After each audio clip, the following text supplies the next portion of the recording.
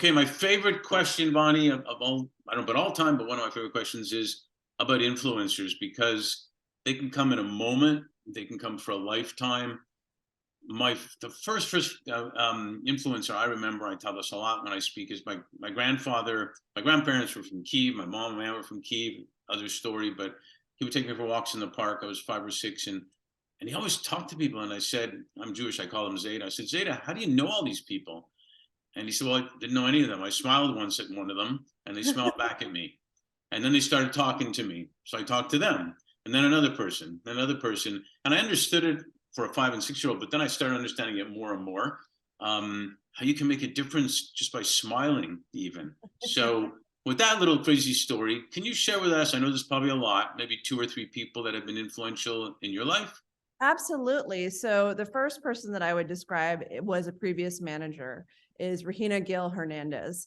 And the reason why I bring her up is she instilled in me that this phrase, asking is for free. And I was on a sales team. We had to learn how to ask for business.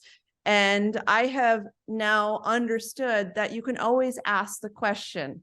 The worst that you can ever have is a no. And what does that really mean?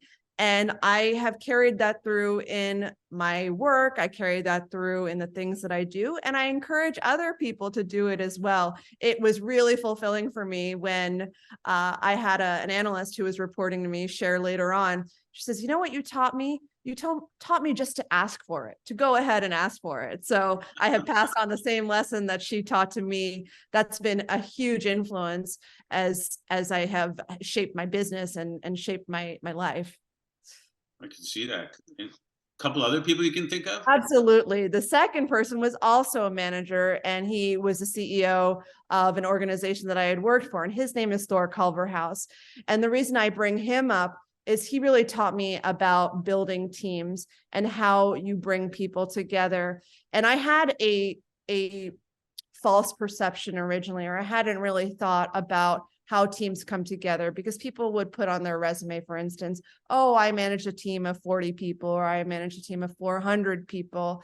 And you know what? You can manage a team of 40 people who may want to work for you, but it's different if you chose the 5 people who you want to work for you. You actually have that executive capacity to decide who it is that you engage with.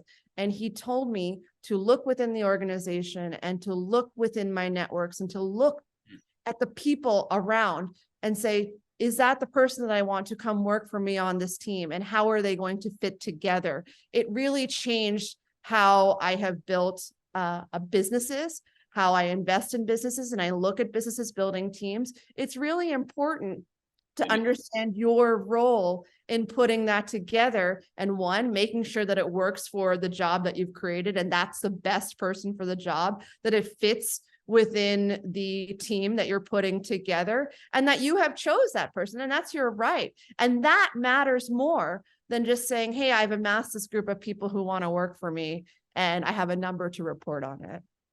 That's awesome. I could totally relate to that based on what I do. Anybody else you want to highlight? Absolutely. So I would mention my mother. So my mother has been a huge influence in my life. When I was growing up, I came across fewer mothers who were working. And so I was one of the children who had a working mother, and she was very proud of that fact. So my mother is a physician by trade. She was a neuroradiologist when she was working, but she was also an entrepreneur. So she ended up establishing her own practice and becoming a business owner. And so I call her a business owner, entrepreneur, physician, as opposed to a physician entrepreneur.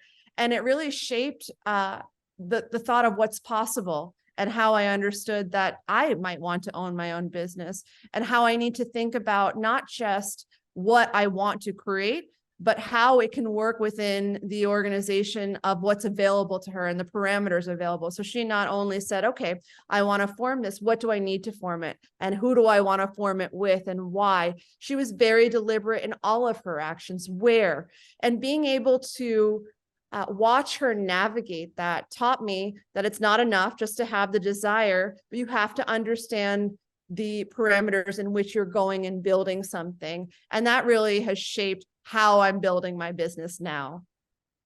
You know, that's so spectacular, and it shows for the girls coming up, and girls getting involved and women getting involved, how that influence totally impacted you, and whether it's around the dinner table or coming home from, you know, from school or work or whatnot, and seeing that, you know, they say so much happens at home, sometimes great, sometimes good, sometimes bad. So kudos to your mom, and man, your dad lucked out. He did, and he's, you know, he's an engineer as well. So I came from a family that was always encouraging two things: learning and sort of pursuing this path of what's right for you professionally, and owning it, owning that decisioning around it. So I grew up with very strong influences within my family, and you're absolutely right. Being able to see it directly had a huge influence in my life.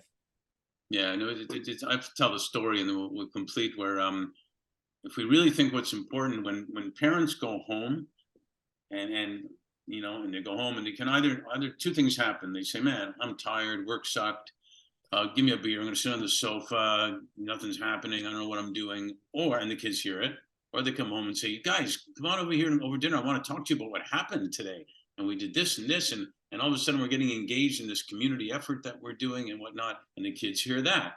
So that's how you make really sustainable impact. If the kids hear and feel what's going on at home, you know, they do say it starts at home. Absolutely. Part of why my mother created the business is that she wanted to be her own advocate, and she didn't like the structure under which she was operating previously. And it told me that she had the agency to go do that. And Yeah, it gave me the agency to make those decisions along my career when I thought, this isn't actually right for me, or I need a change. I can own this decision and feel comfortable making it, taking this risk and doing something differently. great stuff. Well, give your mom and dad a hug for me. Tell your husband he's a lucky guy, and give your kids a hug for me too. And thanks for being who you are. Thank you so much. Thank you for having me here and getting to share the names of people that have had a huge influence in my life. It's just a privilege to be able to share them with you. Yeah, it's our pleasure. Thank you so much. Thank you.